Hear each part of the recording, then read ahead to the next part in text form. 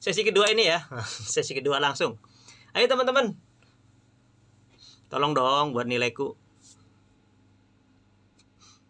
Ayo. Oke, makasih. Suaranya nggak ada, dibisukan.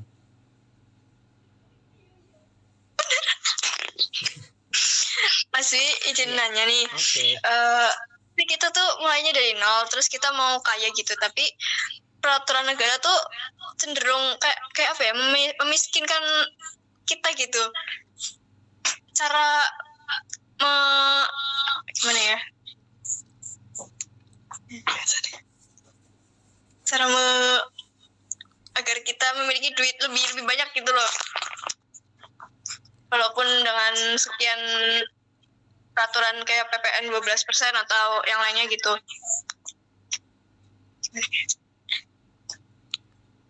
Enggak. Udah, gitu aja. Udah. Kalian keren-keren ya, luar biasa. Masih sekolah tapi pola pikirnya udah tinggi loh. Serius.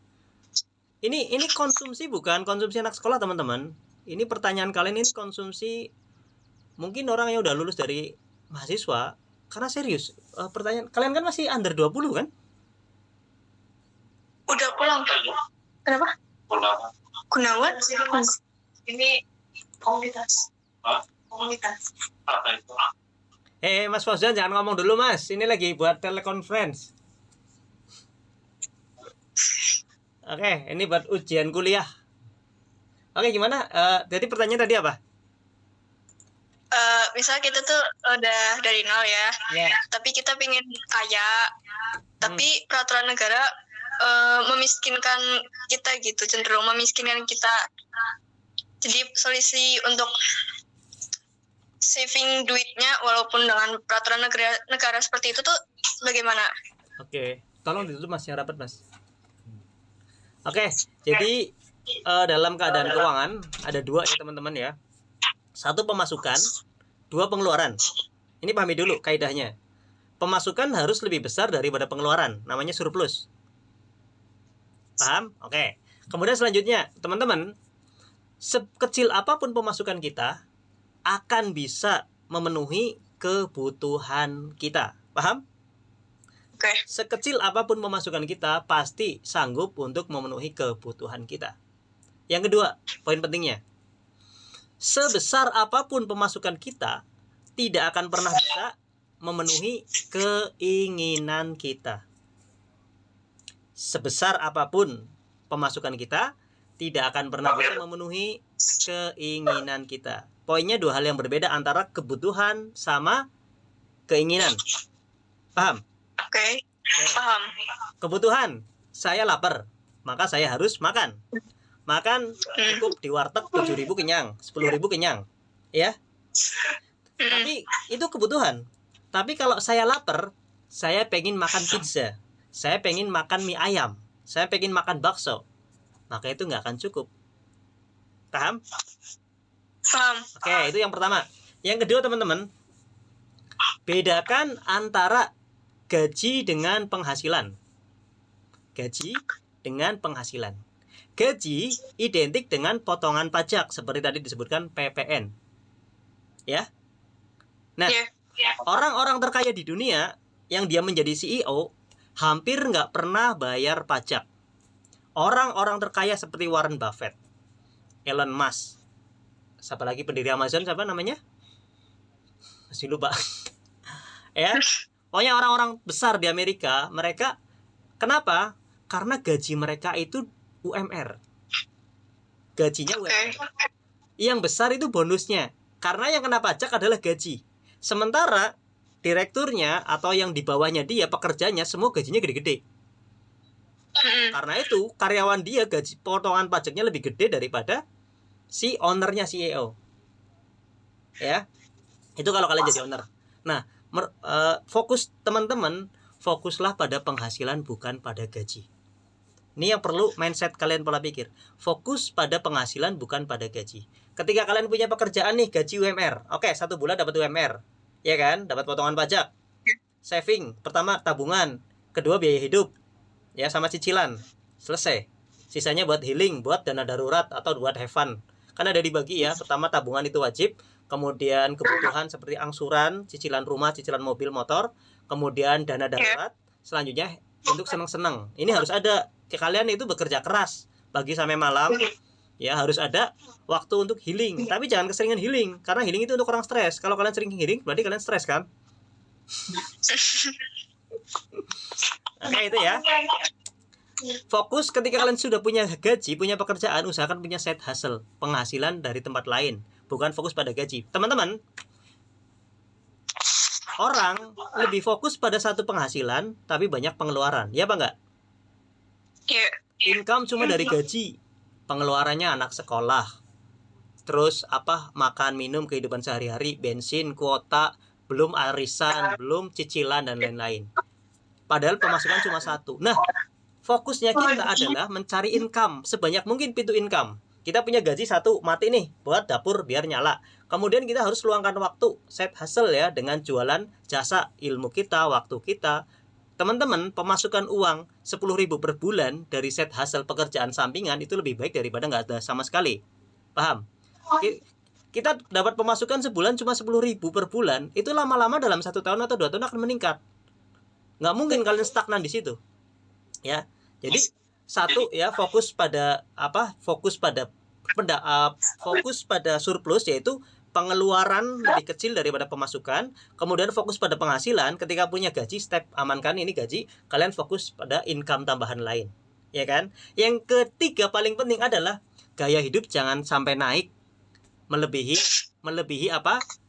naiknya income kalian. Contoh misalnya Mas Dwi gaji 3 juta misalnya kan.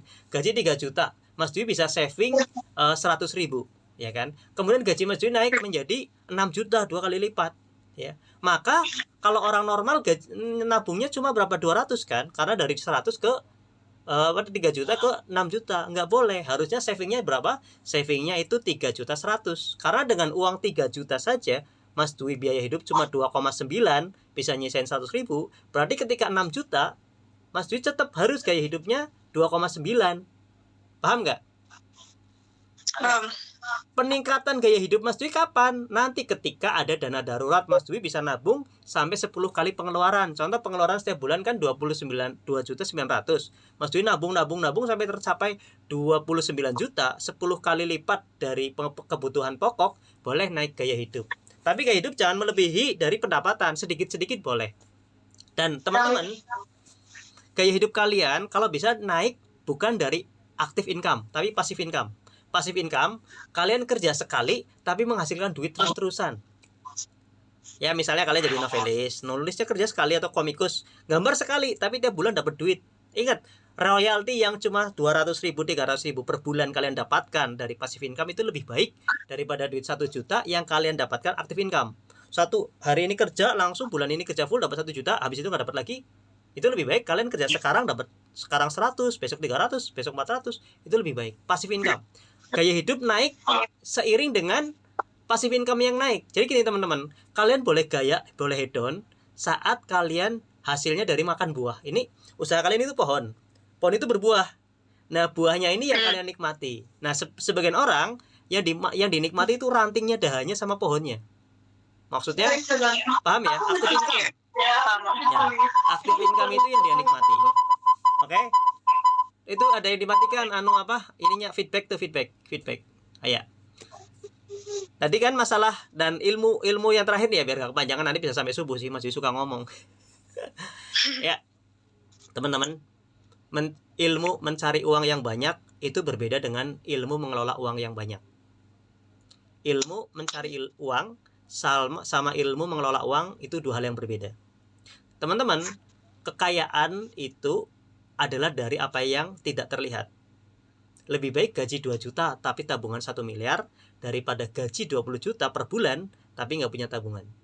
Teman-teman, kalau kalian gajinya 20 juta dengan orang yang tidak punya manajemen keuangan, saya yakin kalian mobilnya baru, jam tangannya baru, kalian handphonenya iPhone Pro Max, kalian juga setiap hari nongkrong di kafe, setiap hari makan di luar, hedon gitu kan. Ya, jadi kekayaan adalah apa yang nggak terlihat. Usahakan, karena di masa depan itu adalah ada orang lain yang kita di masa depan adalah orang lain yang bergantung dengan diri kita saat ini. Kekayaan itu digulung teman-teman, digulung. Ya seperti kemarin saya bilang ke Mega kan, Gunawan kamu nabung sehari 4.000 bisa nggak? Bisa Mas, coba dihitung.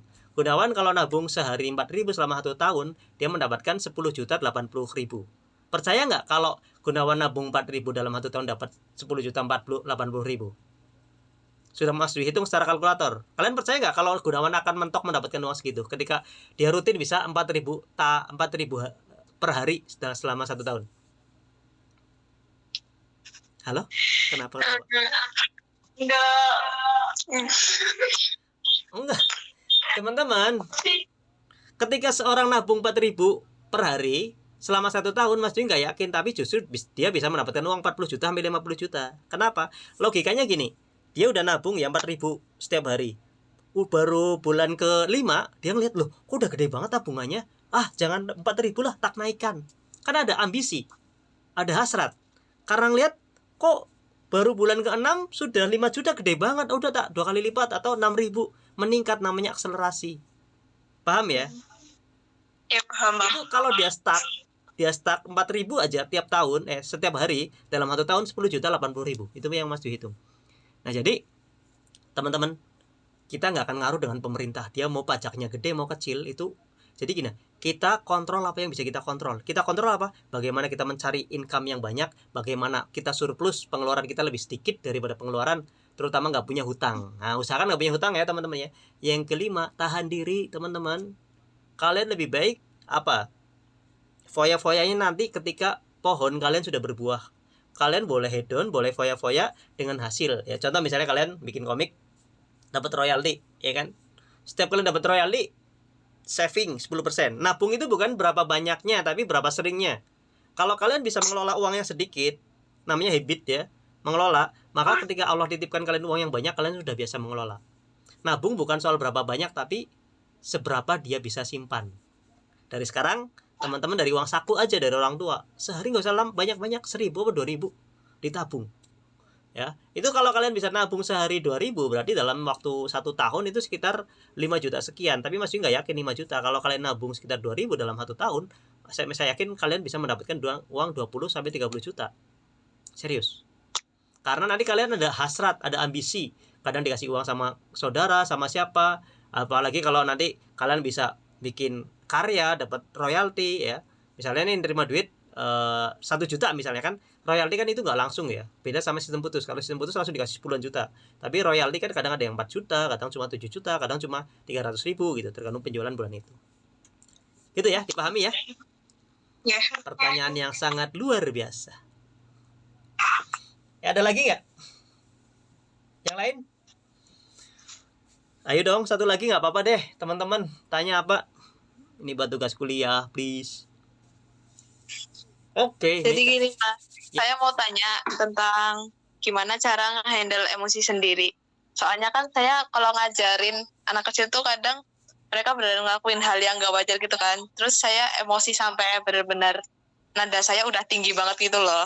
Terus habis itu pas pulang-pulang saya akhirnya nyesel sampai nangis gitu gara-gara udah main mereka. Padahal kan seharusnya saya bisa ngomongin mereka tanpa harus marah ke mereka gitu loh Mas.